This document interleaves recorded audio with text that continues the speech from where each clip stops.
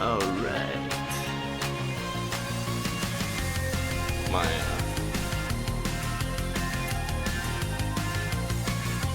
how's my... It's just always gonna have some holes in it, I guess. Oh, that's good. I mean, that's fine. That looks alright. Whatever. Alright.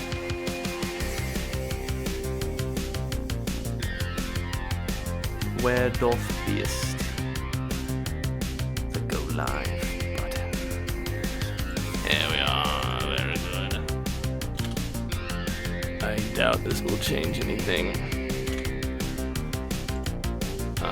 Oh, it did. Cool.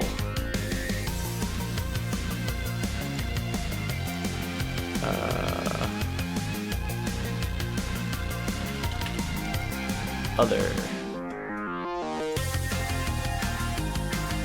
Sick.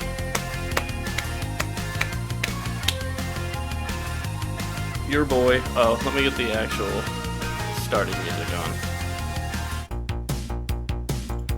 Welcome, ladies and gentlemen, to the Ragnar Show. It is your boy, Ragnar. Ragnar, aka the Barbarian. I want to welcome all of the adventurers, the creatures, creeps, follies, and foragers to Eldoria. We are still in Pirate Cove at the moment.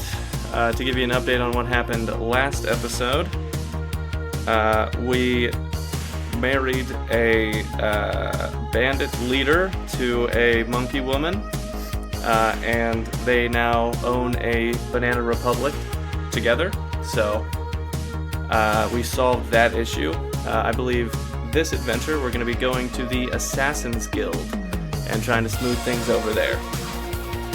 I'm assuming if we can do that, then the Sovereign Reprisal, my captain's ship, can dock at the harbor and resupply for the next journey to the wherever else we're going. I think it's just another kingdom. There might be some stuff along the way, but who knows. For now, we're going to be focusing on this quest, and bad news, it might be a shorter quest tonight. Not that super matters, but it does to me. Anyway, let's get into it. This is an interactive, AI-guided adventure game. If you want to do the same adventure or go on your own adventure, you can head to chat.openai.com and go to the custom GPT section and look up Eldoria Text RPG. You can play the same adventure I'm playing, and you can plot your own course. Thank you, Alex. Good to have you here. Alright, let's get into things. Let me switch vibes right quick. Alright, here he is. Let me make sure everything's working. I definitely should have done that before I came on, but that's not how I roll. Alright, in the last adventure, we completed the quest having to do with the Viper, getting married off to a princess in the jungle, part of the Banana Republic. We have, that's 2 of the settled clans. Now we have to find the Assassin's Guild. So I'm going to head to the Pirate Cove's square, and I'm gonna look around for anybody who might be knowledgeable on the subject. And it's not gonna work the first time, because why would it? In the bustling heart of Pirate Cove Market, you find yourself surrounded by a myriad of colorful stalls and lively chatter, the air rich with the scents of exotic spices and the sounds of haggling. There we go.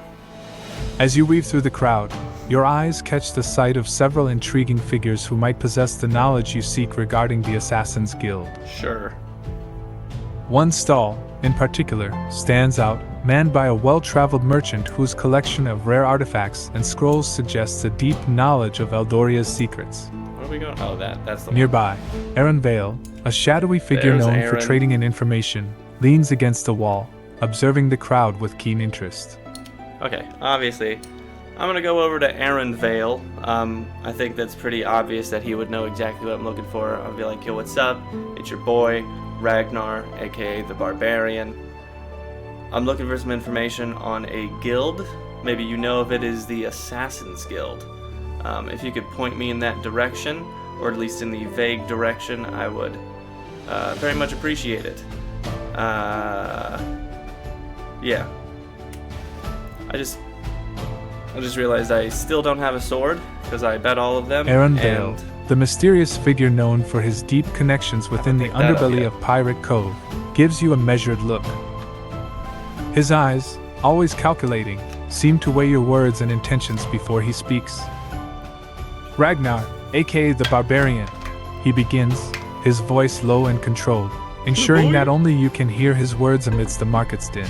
Wow. Okay. Your reputation precedes you.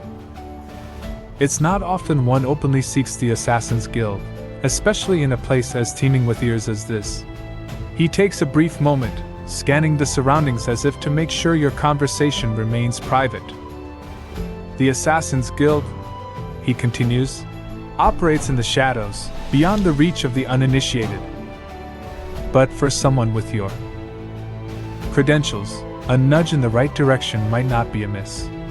Aaron leans closer, his voice dropping to a whisper. Back up, dude. Seek the guild house, hidden in secrecy within the heart of a dense forest. It's a place of beauty and danger, wrapped in the legacy of the Shadowsong clan. Be wary though, the path to the guild is not one to be taken lightly. The forest itself guards the guild house, and only those with a true purpose or an invitation find their way. He pauses, then adds, perhaps start your journey in the outskirts of Pirate Cove. Look for the signs hidden in plain sight, for the assassins mark their territory with symbols known only to a few. And Ragnar, tread carefully. You are seeking out the most skilled killers in all of Eldoria. Sure. Remember, finding the guild house is one thing, gaining entrance, or their trust, is entirely another. With that, Aaron Vale steps back, melting into the crowd as quickly and silently as he appeared, leaving you with his cryptic Okay, I don't know why he did that. I don't know why he decided to be Batman with that. That was kind of crazy. Weird how he did that, but I guess I have to search around. Alright, I guess I'll head to the outskirts or whatever and see if I can't find any evidence of an assassin's guild. It's weird how that was like... As Ragnar, known for his barbarian prowess, you make your way to the outskirts of Pirate Cove. The transition from the bustling market to the quieter fringes of the cove is stark. Oh, right. The air here is cooler, and the sounds of the market fade into a distant murmur, replaced by the gentle rustle of the trees and the occasional call of a distant bird. The outskirts of Pirate Cove are less traveled, with the dense foliage and rugged terrain providing a perfect cover for secretive meetings or hidden encampments. As you move through this area, your warrior instincts are on high alert, scanning for any signs that might indicate the presence of the Assassin's Guild. Yeah, alright. You notice several subtle signs that you're on the right track, faint footprints that disappear into the underbrush, barely perceptible trails that suggest regular use, and an almost imperceptible sense of being watched. These are the hallmarks of a path leading to a place where few are welcome and even fewer leave unscathed. Yeah. Finally, your search brings you to a secluded clearing, where the trees seem to lean in closer, as if guarding the secrets within. Why is everybody leaning into me, Ahead, dude? hidden almost perfectly by the natural camouflage of its surroundings, lies an entrance to what appears to be a cave or an underground passage. As you stand at the threshold of this hidden lair, you realize that this could very well be the entrance to the Assassin's Guild house. Obviously. A place shrouded in secrecy and danger. Alright. I guess I'll give a knock. with my foot, a knock with my hand, and then I'll give like a knock knock, silence, knock knock, and then a knock again, and then I'll like scratch the door. I'm guessing they have like they have some sort of a password. That's probably close.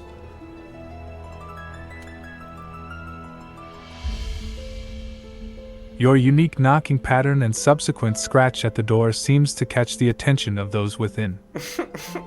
Moments after your final knock, the silence of the secluded clearing is pierced by a slight creaking sound as a small panel at eye level slides open. A pair of cautious eyes meets yours, scrutinizing you from the darkness beyond the door. Oh, wait, whoops. Without a word, the eyes disappear, and you hear the sound of locks being undone. The door swings open just enough to allow entrance, but not wide enough to reveal what lies beyond. A voice, cool and measured, invites you in. Enter Ragnar the Barbarian. Your approach was unconventional. Yeah, I do that. Let's see if your reason for seeking the Assassin's Guild is just as intriguing. As you step into the dimly lit passage, the door closes silently behind you, and you find yourself being led through a series of winding, narrow corridors. The air is cool and smells faintly of earth and incense. Okay. Finally, you're brought. I think it's being weird. Let's do a backup strat.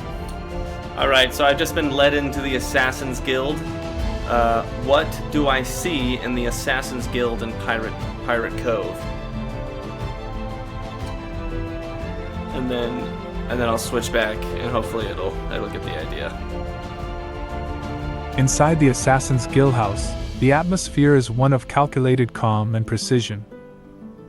The chamber you're led into is dimly lit by scattered lanterns, casting long shadows across the walls. That is not what I see. These walls are adorned with various weapons and artifacts, each likely holding its own story or secret. Yeah, that's not even close. The air is... Okay, it's still being weird. Alright, do me a favor, look through the knowledge. I'm in the Assassin's Guild. What do I see inside of the Assassin's Guild? Let's see if it gets the message there. It does not. Okay. Inside the Assassin... Okay, no. Here's what you see. Oh, thank you. Hidden chambers and passages. The guild house is riddled with hidden... Okay, try this one more time.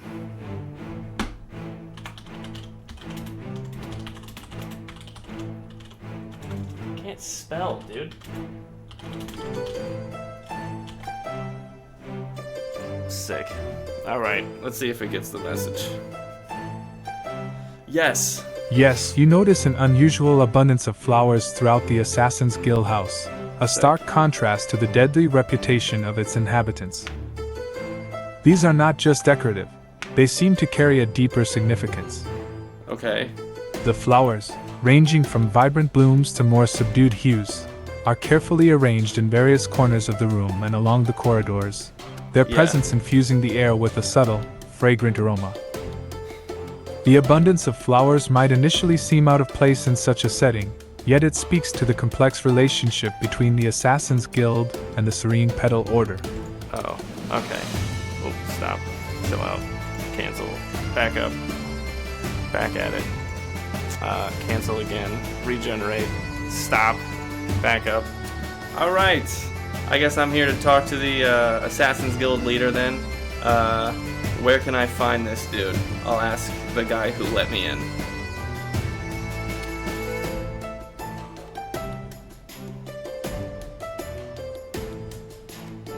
The individual who led you into the Assassin's Guild house nods at your inquiry, recognizing the gravity of your request.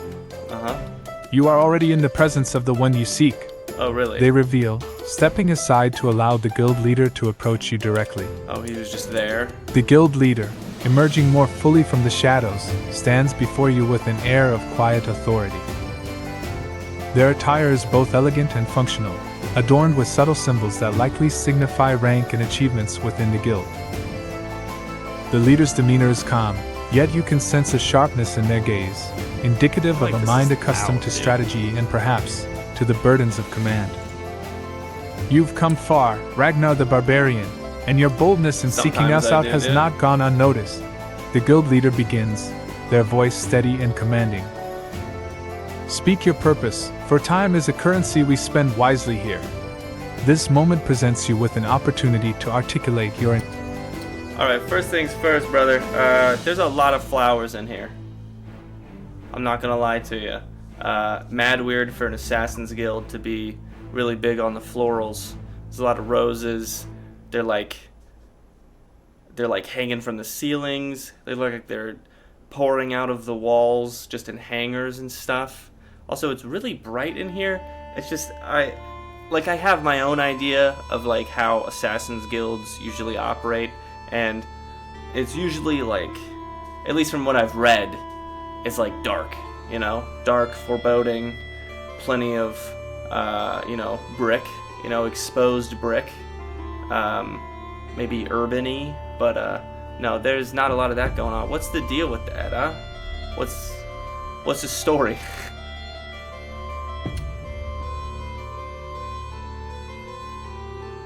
The guild leader listens intently, a faint smile playing at the edges of their lips as you describe your observations. Your candor is refreshing, Ragnar. Yeah, they respond, gesturing to the floral arrangements that adorn the space. Yeah, they're everywhere, dude. The flowers you see are more than mere decoration.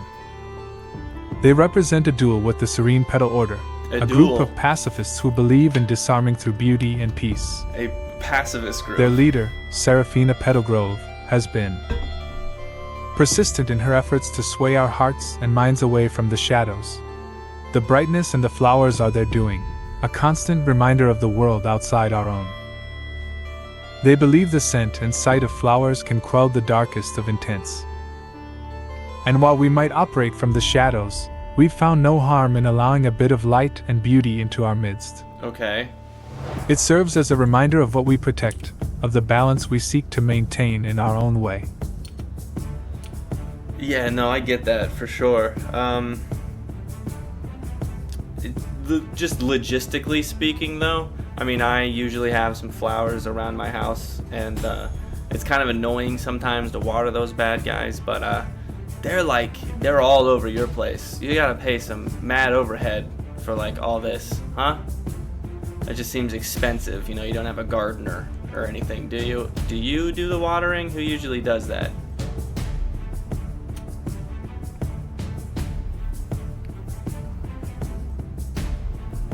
Huh. The guild leader chuckles at your pragmatic concerns, appreciating the straightforwardness of your inquiry. Indeed, the care of these plants adds to our daily tasks, but it is a burden we've come to accept as part of our unique situation. We do not employ a gardener. Such a role would be complicated, given the nature of our work. Yeah. Instead, the responsibility falls to all within the guild. It's a shared duty, one that, surprisingly, many have come to find solace in. Okay. Watering the plants, tending to the flowers. It's a meditative task, a contrast to our usual endeavors. It offers a moment of peace, a respite from the darkness of our profession. And while it may seem an expensive and time-consuming endeavor, it has its benefits. Sure. The presence of these flowers, the care they require, it's a reminder of life's fragility and beauty, something those of our profession need be reminded of. I mean, I don't know about that, man. It just seems like a lot. That's all I'm saying. All right. Cool. So, just a thought. Have you ever, considered going over to the Pacifist Guild and being like, why you keep giving us flowers? Is there something there? Did you guys did you make them mad? Because I don't know about you, but I've met a few pacifists and they are really good at passive aggressiveness. Kind of comes with the territory.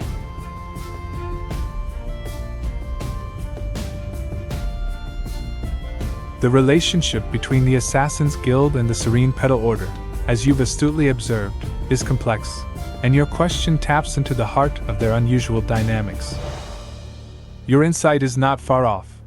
The guild leader responds thoughtfully. Right. The continuous gifting of flowers began not out of malice but as a form of silent dialogue between us. Yeah? Seraphina Petalgrove, the leader of the Serene Petal Order, believes deeply in the power of change. She sees in us not enemies but potential allies in her quest for peace. Yeah, but you make The money. flowers are her way of speaking, urging us to consider paths that do not lead through shadows. Yeah. And yes, we have engaged in many dialogues, attempting to understand her relentless optimism and her belief in the goodness within all, even those who dwell in darkness. There's a respect that has grown between our guild and the Serene Petal Order, born from these exchanges. I see you. I understand. While we may not always see eye to eye, we recognize the sincerity of their convictions. Their passive approach, though frustrating at times, has opened avenues of contemplation we had not considered. It's a reminder that strength can manifest not only through the edge of a blade but in the resilience of a flower reaching for the sun. The guild leader's explanation reveals a nuanced perspective on the relationship between the assassins and the pacifists. It's a testament to the layered and interconnected nature of all who reside within Eldoria, where even those with seemingly opposing views can find common ground and mutual respect. Oh my god, barf. Alright, I guess I'll take a look around. Let's see what kind of characters we got in here. Alright. It's just 3. Alright,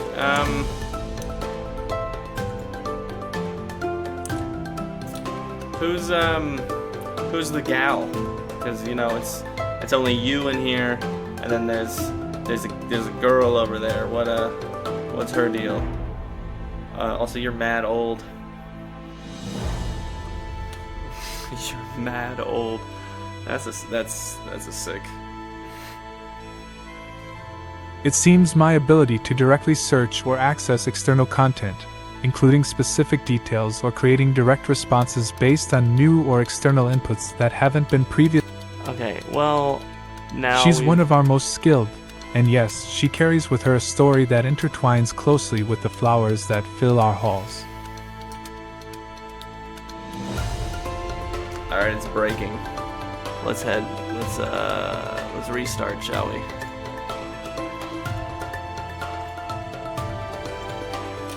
Okay, I'm in the Assassin's Guild right now. It is full of flowers. Mad weird. I'm talking to the leader, and I just asked about the woman in the room. There's a leader, and then there's a woman. I'm asking who the woman is.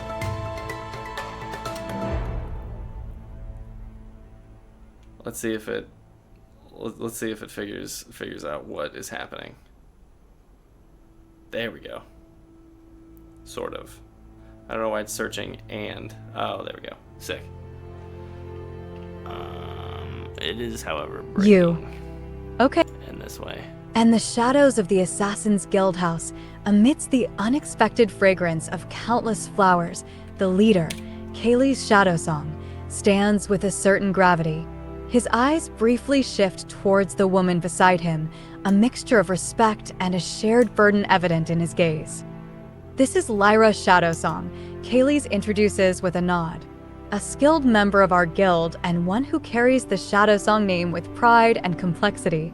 Her presence here, among these floral interventions, he gestures vaguely to the blooms filling the room, represents a bridge between our world of shadows and the light that seeks to pierce it. Lyra, with a demeanor that perfectly balances warrior with dreamer, meets your gaze. Her eyes, though guarded, hint at depths of stories untold, Sick. of battles fought in silence, and ya. perhaps of a hope for a peace yet to be realized. Okay. The Sick. key room feels heavy, The not area. just with the scent of flowers. Alright, stop it. Okay. Alright, I'm gonna pull the girl aside, and I'm gonna be like, listen, your dad is like mad serious all the time. I get that. You look to be like about the age of an adventurer, so I would assume you don't have the same outlook on things. What's the deal? What's with all the flowers? What's with him? This is all kind of off. When I expect an Assassin's Guild, I expect some I expect some cutthroat stuff. You know what I'm saying? And this is not the skullduggery that I know of, or have read of, I suppose.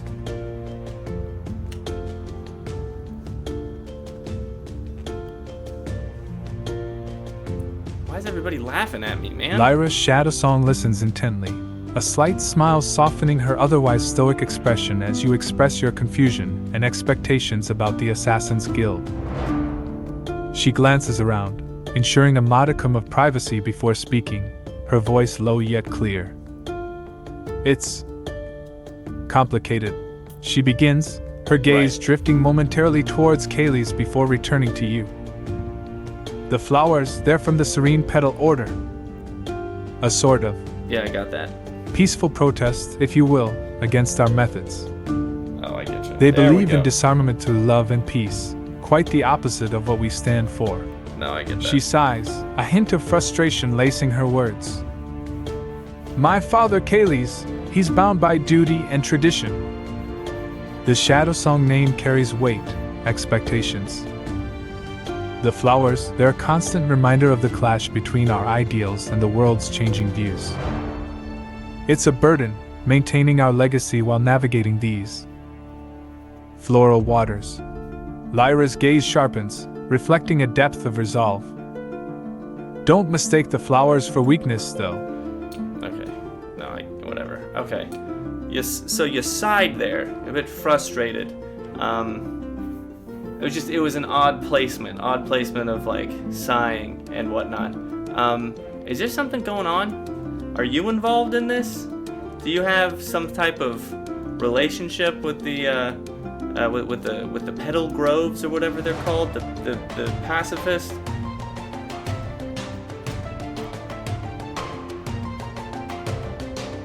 Lyra's expression shifts, a subtle dance of emotions playing across her features as she considers your question.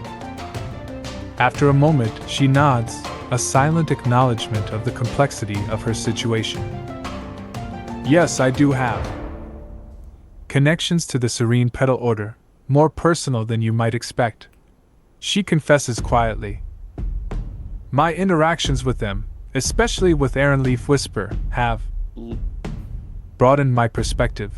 What does that mean? It's not just about the guild and its traditions anymore. Hold up. It's about understanding that change isn't always a threat. Sometimes, it's an opportunity. She leans in slightly, her voice dropping to a whisper as if sharing a secret. Aaron and I, we've found a sort of common ground, a place where our worlds intersect.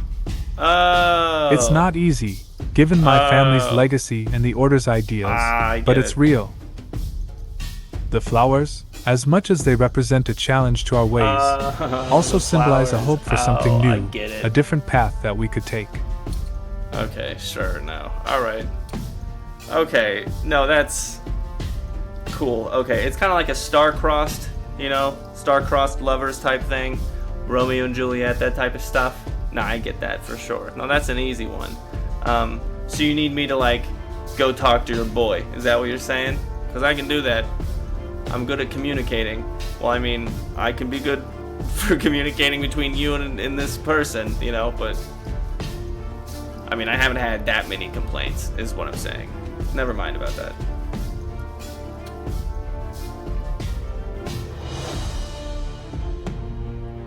Lyra's expression flickers with surprise, then amusement, at your quick grasp of her situation and your offer to help. It seems my attempt at subtlety wasn't as effective as I hoped. Well, she says with a wry smile. Mine never is. Yes, it's somewhat akin to the tales of star-crossed lovers. Leaf Whisper and I have found ourselves caught between our world's expectations and our desires for something more than the paths laid before us. Right, pacifist. She hesitates, assassin, considering your offer. No, I get that. Communicating with Aaron isn't straightforward. The Serene Petal Order, and the Assassin's Guild. We're not exactly allies. But if you're willing, perhaps there's a way to bridge this gap. Aaron understands the value of peace, of dialogue. If anyone can appreciate an attempt to reach out, to find common ground, it's him. Lyra looks earnestly at you. I don't expect you to solve our problems, but if you're genuinely offering to help, a message from you could open a door. A chance for Aaron and me to explore what's possible beyond our obligations. For sure. If nothing else, to know that there are others who see value in understanding, in reaching across divides. I don't know how my foot She is gives you a falling asleep small, when I'm hopeful standing smile. So yes, if you're inclined, speaking to Aaron would be meaningful. More than I can properly express. Sick. Alright. Alright. I understand. I got it. This is an easy quest. Not easy, but it is. It was easy to suss out. Usually they're not this. Usually they're pretty difficult to figure out, but no, this one's good. Alright. I'm gonna go to the Pacifist Guild then. I'll give her some finger guns and then dip out. I guess I'll ask her where the Pacifist Guild is. And then I'll go.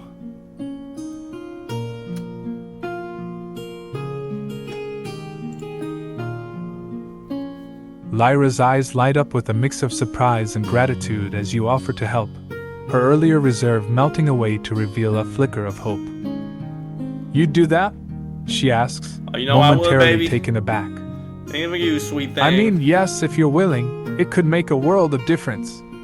She quickly composes herself, her expression turning serious once more. Okay. The Serene Petal Order, they're not hard to find. Their headquarters is a place of tranquility amidst the chaos of our world. It's located in a secluded area, surrounded by lush gardens that are impossible to miss once you're nearby. Gotcha. Just follow the trail of flowers, literally. Literally. They lead right to the gates. Look for... Alright. With those instructions, I head out directly to the Serene Petal Order's front door, and I'll give it a knock knock, scratch, kick, knock.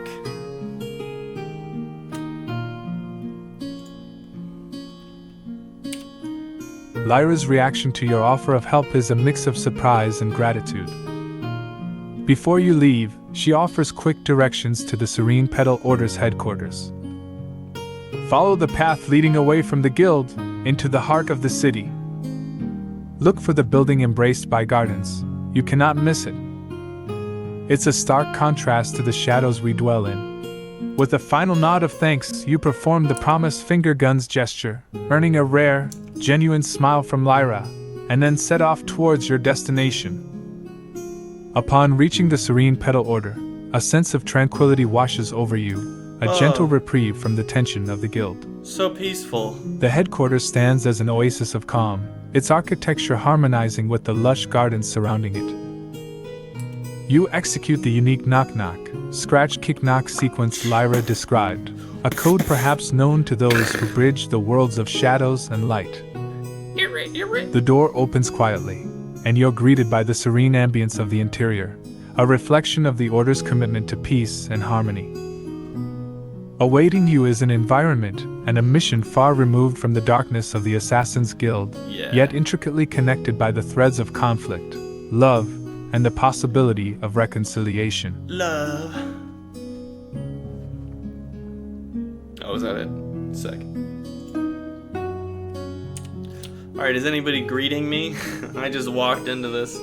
I understand that they're pacifists, but I just walked in. Is there anybody here that looks vaguely monk-ish? I assume it's monks, because they're passive. I don't know. As you step inside the serene ambience of the Serene Petal Order's headquarters, your eyes adjust to the soft, natural light filtering through the windows. The interior is adorned with greenery, the air filled with the scent of blooming flowers, embodying the essence of peace and tranquility that the Order stands for. After a brief moment, a figure approaches, embodying the essence of the Serene Petal Order. They wear simple, flowing robes that seem to blend seamlessly with the peaceful surroundings of the headquarters. Their demeanor is calm and welcoming, a stark contrast to the guarded and tense atmosphere of the Assassin's Guild. "Greetings, traveler," the person says with a gentle smile. What's up? "Welcome to the Serene Petal Order. How may we assist you on this day?" Their presence, while unassuming, carries an aura of quiet strength and wisdom. It's clear they are a member of the Order, possibly one of its leaders or a dedicated advocate of its principles. All right, I'm looking for Aaron. Where can I find Aaron? Aaron. I'm looking for the dude. I got a message. His eyes only. His ears only. I didn't write it down. Also, I might forget it, so I need to find him fast.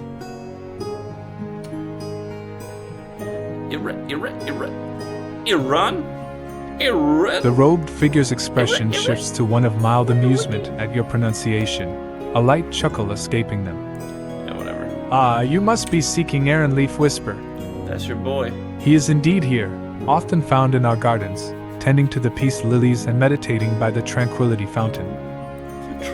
I can lead you to him if you wish, or you may follow the path through the main hall, turn left at the indoor stream, and you'll find him outside, in deep communion with nature." Indoor stream. Their instructions are clear, painting a picture of a serene journey within the headquarters itself. Wow. These guys are loaded. That's sick. All right. I'll head over to Iran,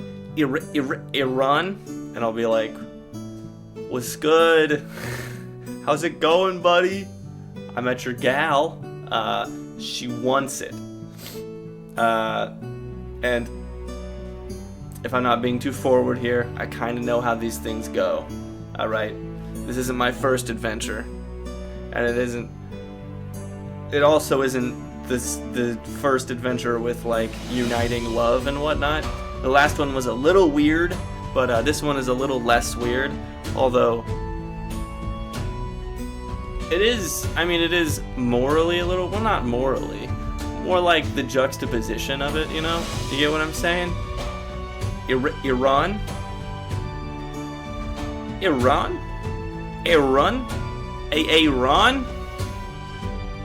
It's I'm trying to say your name, Aaron.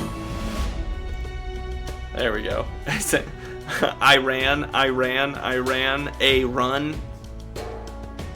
As you approach Aaron Leaf Whisper in the gardens, he looks up from his tender care of the peace lilies, his expression a blend of curiosity and calm. Iran? The tranquility of the place seems to imbue his very presence, and even your energetic greeting doesn't seem to perturb him. Yeah, mad weird. Instead, he smiles, a quiet acknowledgement of your effort to bridge two very different worlds. Yeah. "Good day to you," Aaron responds, his voice as serene as the environment that surrounds him. "I understand you've met Lyra." She is significant to me, in more ways than one might imagine in such a place as this. Yeah. His gaze drifts momentarily, caught in a thought or a memory before returning to you. Okay. "And yes, I gather the essence of your message, despite its unique delivery." He stands, brushing off his hands gently on his robes, and gestures for you to walk with him along the garden path. Sure, brother. The juxtaposition, as you put it, is indeed profound. It is mad loud. An assassin and a pacifist, finding common ground, not just in ideology but in the heart. It's a path fraught with challenges, yet it's one we're both willing to navigate for the sake of what could be, a future where peace and understanding reign over conflict and enmity. Aaron pauses by the tranquility fountain, the sound of the water a soothing backdrop to his next words. Yeah? "I appreciate your involvement in our delicate situation. It speaks volumes of Lyra's trust in you, and thus, I extend mine as well."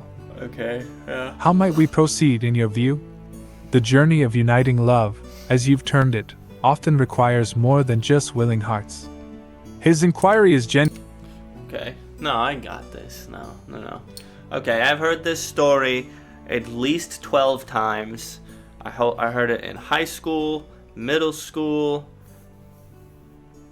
I listened to it on tape one time. You guys don't know about that. I think this pretty much goes without saying, but you guys got to meet secretly in an alley somewhere. I think one of you has got to be on a balcony. I think you should be on the balcony. I like how that's like. I like how it's like opposite to how it usually goes in Romeo and Juliet. I think that'd be sick. We'll put you on the balcony. We'll get Lyra down there, and then she's gonna say some romantic stuff to you, and you're gonna have to swoon over that. All right, and then eventually you're gonna have to let down like a lock of your hair or something, and then she climbs up the hair, and then you guys. I actually didn't get that far in the book, but that's usually where it ends.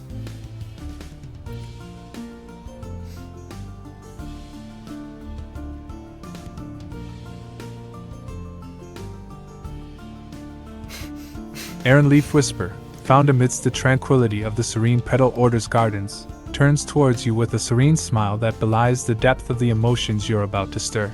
Yeah, His eyes, calm and reflective, listen intently as you weave through your introduction, the tale of lovers divided by circumstance yet united by a bond stronger than the forces that oppose them. Ah, the tales of old, where love conquers and divides in equal measure. Aaron muses, his voice a gentle echo of the peace that surrounds him. Okay, Romeo. Your words, though uniquely presented, carry the weight of a truth many fear to acknowledge. Love, in its purest form, transcends the boundaries we erect, be they physical, ideological, or otherwise.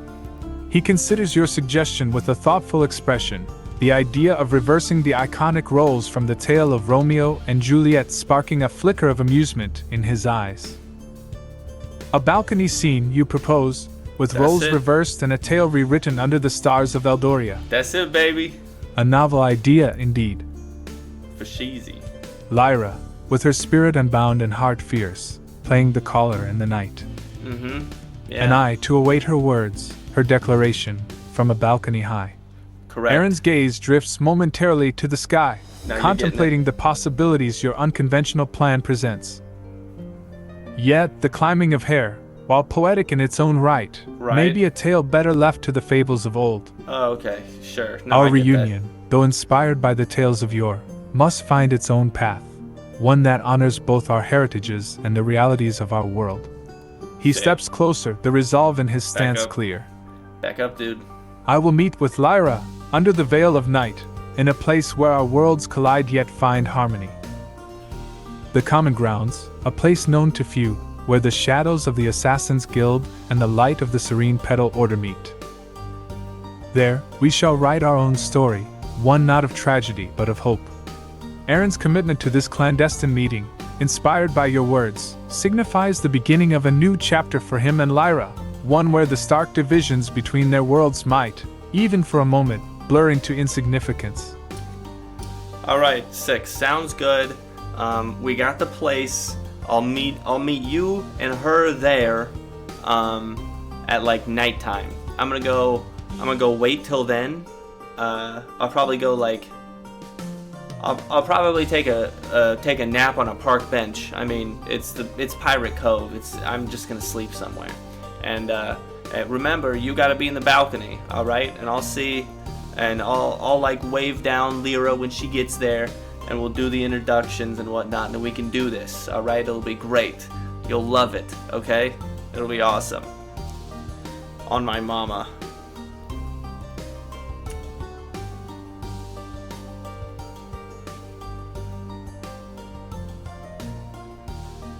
Let's get some romantic music in here. No. Royalty-free romance. Aaron Leaf Whisper, amidst the lush greenery of the Serene Petal Order's gardens, turns his attention towards you as you approach. His demeanor is calm, a gentle smile playing on his lips as he listens to your plan, an expression of both amusement and curiosity on his face. An intriguing proposal, Aaron muses, his voice as serene as the environment around him. A meeting under the stars, reminiscent of tales old and new. Yeah, that'll do. It seems you've woven quite the narrative for us. That'll do great. Lyra on the ground, and I upon a balcony, a reversal of roles, yet no less romantic. Your enthusiasm is infectious, though the method unconventional. He nods thoughtfully, considering the logistics of your plan. The idea of meeting in secret, under the guise of night, does hold a certain appeal. And while the notion of Lyra climbing a lock of my hair might be more metaphorical than practical, the sentiment is clear. We seek connection, understanding, and perhaps a new path forward. Aaron's agreement to your plan is given with a sense of solemnity and hope. I trust your intentions are for the best, and I shall take my place as you suggest. Let us see if this evening under the moon's gaze can bridge the worlds we each belong to. With the plan set, Aaron assures you he will be ready and waiting for the arranged time, a soft laughter escaping him at the whimsy of it all. Until then, take your rest wherever you find comfort. Pirate Cove has many nooks for those in need of reflection or repose. We shall enact this scene with all the earnestness it deserves.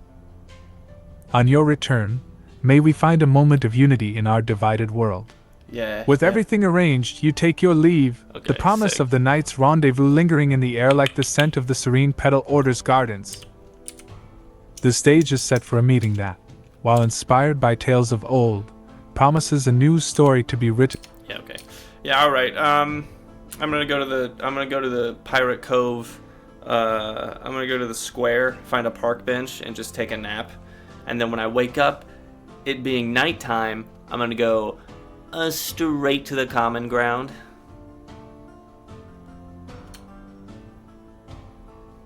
This is gonna be sick. Young love. As you make your way through the bustling streets of Pirate Cove, the energy of the place pulses around you. The square is lively, even as the day begins to wane, with pirates, merchants, and adventurers all going about their business. You find a somewhat quiet park bench on the edge of the square, an ideal spot to catch a few moments of rest before the night's endeavors. I'm gonna take like a full nap. Time passes in a blink, the sounds of the cove serving as a strange lullaby. You wake as dusk blankets the town, the sky painted with streaks of orange and purple. Refreshed, or as much as one can be from a nap on a park bench, you stand, stretching the stiffness from your limbs, and make your way to the agreed-upon meeting place, the Common Grounds. The Common Grounds, a place known to both the Shadow Song and the Petal Order, sit quietly under the cloak of night. It's a serene space within the cove, untouched by the usual ruckus, where the clashing worlds of assassins and pacifists blur into a shared silence. Alright. You arrive to find the area just as you hoped, peaceful, with the balcony in clear view. That's a good balcony. True to your plan, Aaron is there, already on the balcony, Alright. looking slightly out of place yet resolute in his commitment to this clandestine. You're gonna do great, baby. There's no sign of Lyra yet. Not yet. But the stage is set for a moment that could very well bridge two contrasting worlds through the power of a shared, albeit forbidden, love. Now, it's a waiting game, with the gentle night breeze and the soft murmur of the cove's nightlife as your companions, as you prepare to bring together two hearts from worlds apart. Alright, there she is. Alright, I see her walking up. I'm gonna like hide in a bush. I'm gonna stick my arm out and be like, hey! Over here, Lyra. Right here. Your boy. Come here.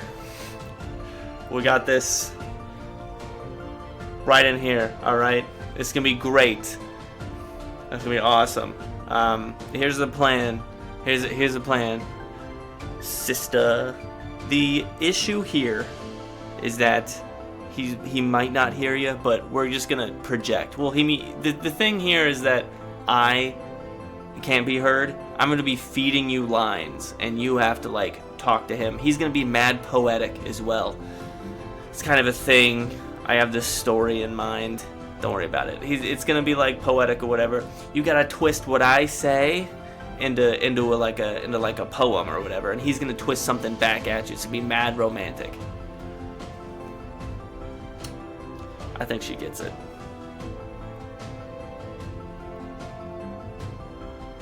As you crouch in the foliage, your plan quickly taking shape in the cool evening air of Pirate Cove, Lyra approaches, guided by your outstretched arm.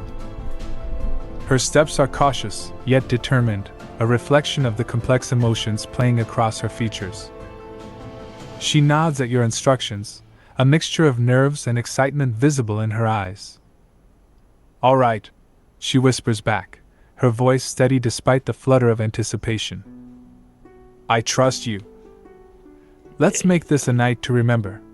You position yourself just out of sight, ready to whisper the lines to Lyra, who stands ready beneath the balcony where Aaron is expected to appear. The stage is set, the actors are in place, and the script is, well, improvised but heartfelt. Okay, alright. I don't know why you're talking for me. Okay, don't do that. I got it. Don't worry about this. I lean into Lyra and I'll be like, alright, we gotta lead strong with this one, so this is how it's gonna go. I want you to tell him he's got a fat dumpy, alright? Yeah, that's it. That'll be a good one. No, go ahead. Go with that one. Tell him you like his eyes. Something having to do with, like, I don't know, flowers. He likes flowers, right? Do something there. You're doing great. I wonder if I'm gonna get tagged on the. I'm unable to continue this storyline. Yo, you're lazy, dude. You're being lazy right now. It seems there's been a bit of a mix-up. Okay. Let's refocus on your adventure and I'll... Alright, back up.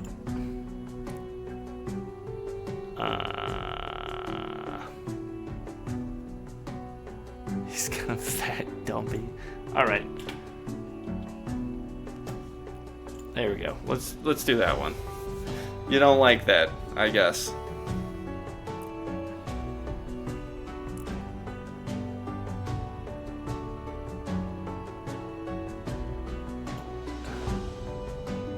What are you saying? Why is it being weird? Alright,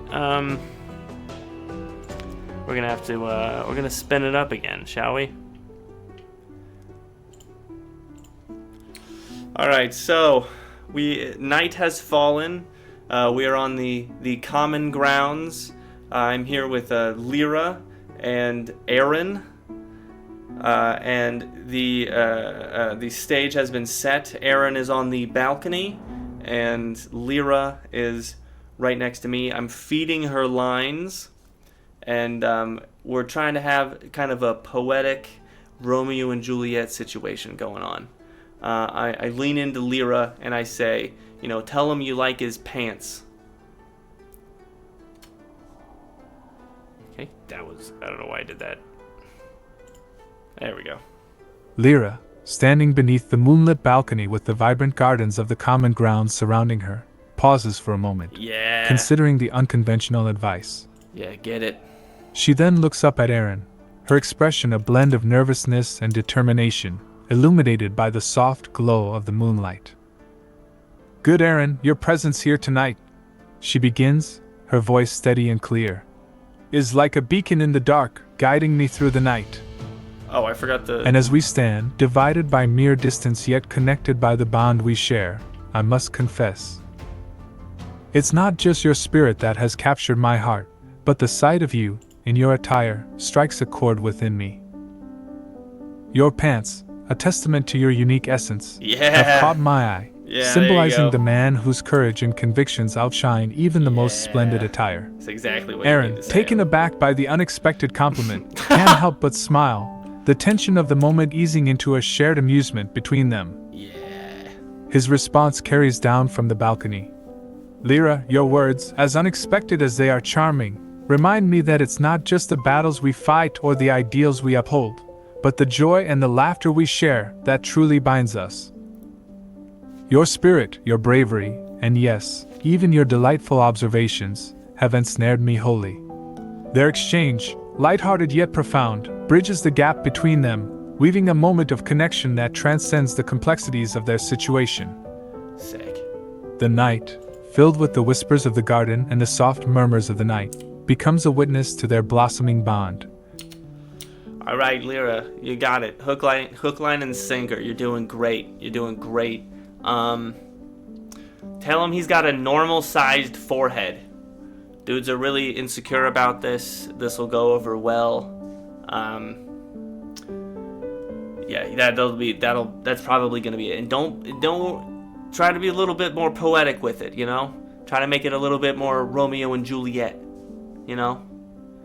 I want to feel the scene. You know what I'm saying? I want to feel it. I'm not feeling it right now. You gotta really project. You gotta be like, doth beest thou forehead is normal? Or something like that. You know what I'm saying?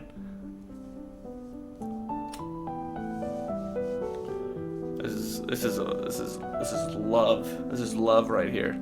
Under the moonlit sky of the common grounds, the atmosphere thick with anticipation and the gentle rustle of leaves, Lyra takes a deep breath, her eyes alight with a mix of nervousness and resolve. You're doing great. She steps forward, her gaze locked onto Aaron, who leans forward from his balcony, curiosity etched in his features. With a poetic flair, inspired by your unconventional yet heartfelt suggestions, Lyra speaks, her voice carrying across the quiet night air. Good sir, gaze upon thy attire, for it doth compliment thee well.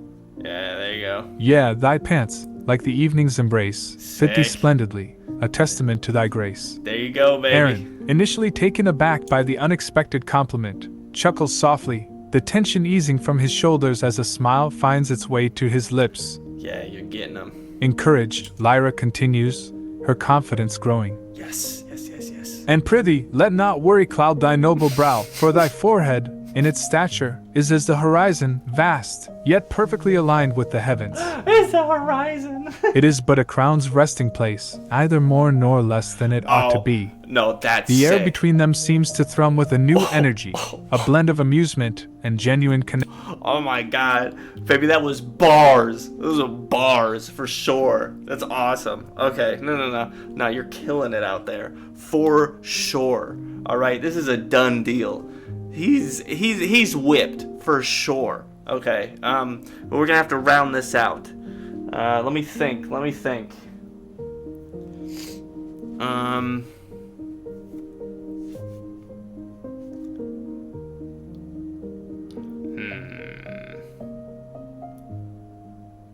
Alright, I got it. Here it is. Okay. Tell him that you're gonna love every hyperfixation that he goes on, and you're gonna you're gonna be along with him through like whatever he like gets himself into as far as like danger goes. Dudes love that. Also, tell him that you're gonna protect him, because to be honest, he's a pacifist. He doesn't know how to fight, and you're an assassin. You kind of gotta foot the bill on that one. Unfortunately, honey, that's just how this works. Put him out there like that. What's another one? Tell him you got nothing wrong. You're a fan of chest hair, okay? Because eventually that's gonna be a thing. It's not a thing right now, but it will be, okay? And you gotta put that at ease, all right? He's gonna love that. He's gonna love everything else. Send it up to him. Again, don't be afraid to go all poetry on it. Don't put a little bit of spice in there, Romeo Juliet. You got this. You're doing great out there, kid.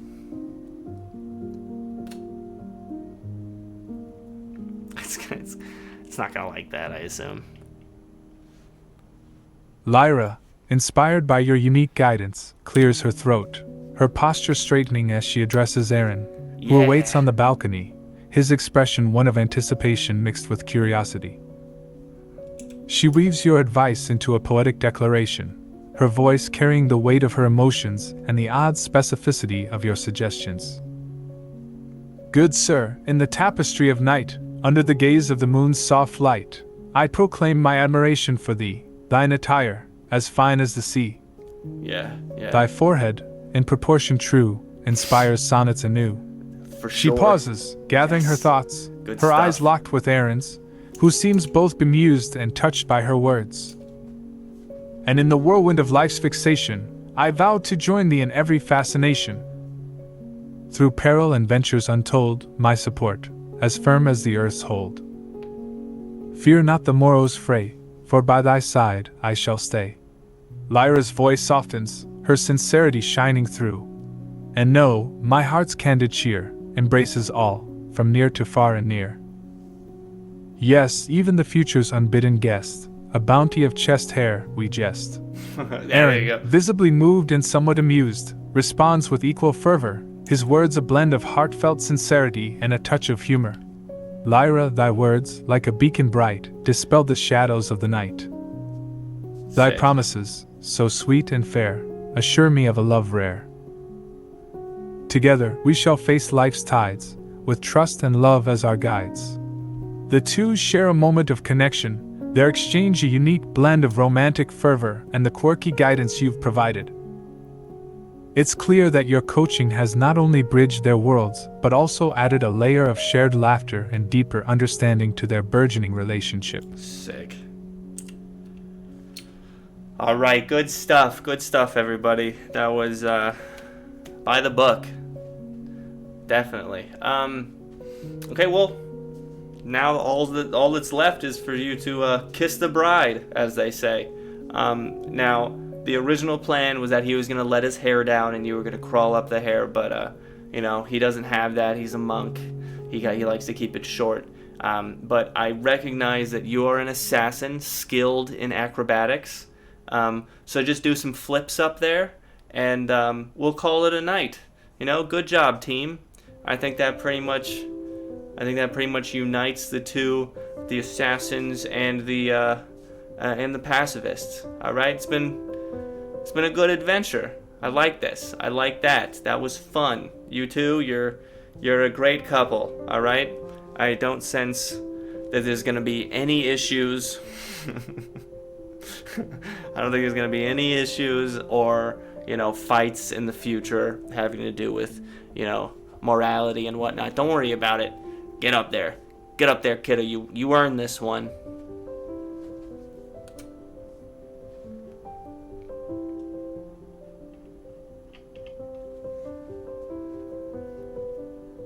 Lyra, embracing the spirit of your playful yet heartfelt direction, nods with a determined and affectionate glint in her eyes. Yeah.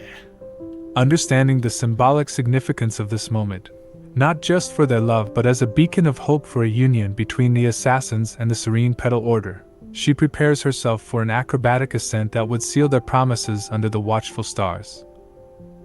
With the grace of a seasoned assassin and the lightness of a leaf on the wind, Lyra begins her ascent. She uses the sturdy vines that decorate the garden's architecture, each movement a testament to her skill and agility. The garden, bathed in moonlight, transforms into an amphitheater of anticipation as all eyes are on her. Wow. Reaching the balcony, Lyra stands before Aaron, both of them framed by the night sky. Their eyes lock, and in that moment, the world seems to stand still, the divisions of their past roles forgotten in the unity of their embrace. Aaron, moved by Lyra's determination and the depth of their connection, meets her in a kiss that marks not only their union, but also the potential for harmony between their respective worlds. Yeah, baby! The kiss, witnessed by the hidden corners of the night and the silent approval of the moon, seals their promises. That's how we do it. As they around here. part, the air vibrates with the unspoken acknowledgement of their journey ahead. It will be one of challenges and differences, yes, but more importantly, of mutual respect, shared laughter, and the unyielding support found in true partnership. Your guidance, while unconventional, has woven a thread of understanding and joy into the fabric of their relationship, a reminder that love, in its truest form, embraces all quirks, strengths, and vulnerabilities. As the night whispers its approval, it's clear that this union, born of trials and sealed with a daring ascent, will be recounted in tales and songs, a testament to the power of love over discord. The adventure may have come to a close for the night, but for Lyra and Aaron, it's just a new beginning, under the auspices of a world watching with hopeful eyes. Nice. Good stuff. I'm proud of them. Real proud of those guys, alright? They overcame a lot to be around each other and whatnot. I'm sure it'll be super easy going forward. Either way, that was it. Alright. Let's get that outro in here, shall we?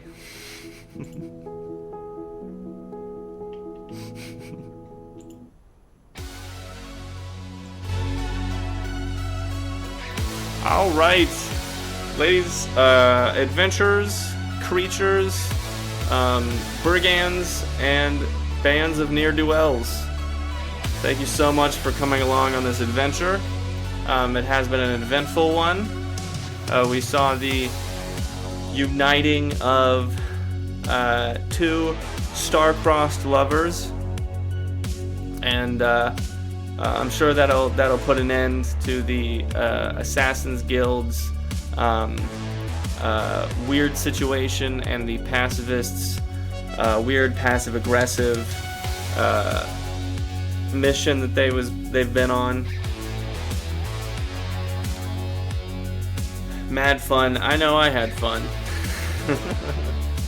If you like this, head on over to chat.openai.com and you can do the same adventure. Just look up Eldoria Text RPG, interactive adventure game, and if you're gonna start, I would suggest you start in Roderick Village, because I'm still kind of working on Pirate Cove. We got a few more quests going on before we move on, but that was more or less it. As always, have a great night and stay calm out there. You know, not everything has to be a big thing. You know, keep your anger down. You know, from one barbarian to another adventurer. You don't got to be so emotional all the time. All right. Thank you, and have a great night.